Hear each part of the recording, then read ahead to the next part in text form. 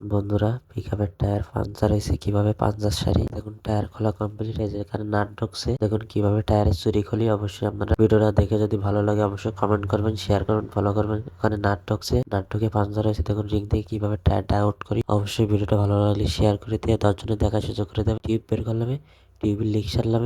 এবার দেখুন এখানে আটা দিয়ে টিউবের লিক সারবো। অবশ্যই দেখুন কিভাবে টিউবের লিক সারি। এই যে পটি মারা কমপ্লিট। এই যে দেখো হাতের পটি আমার স্টিকার মারা কমপ্লিট। এবার স্টিকারটা ঘষা দেবো রুলার দিয়ে। দেখুন সুন্দর করে টিউবটা ঘষা দিলাম।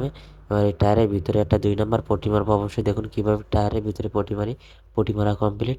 এবার দেখুন টায়ারটা ভিতরে ঢুকাবো। এই যে দেখুন টিউব ঢুকাচ্ছি। সুন্দর করে টিউব ঢোকানোর পরে এই যে কলার লাগাবো। এরকম রিং ফিতা, এই যে রিং ফিতা লাগানো কমপ্লিট। এই যে দেখুন কিভাবে রিং ফিতা লাগানো হয়। এবার এই যে দেখুন রিংটা কিভাবে টায়ারের ভিতরে পরাবো। অবশ্যই এই যে দেখুন নজলে করে একটা টিউব কাটা দিয়ে নিলাম।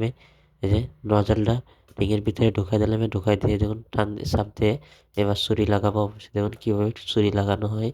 যে ছুরির মুখে একটু গেটিস দিয়ে দিলাম।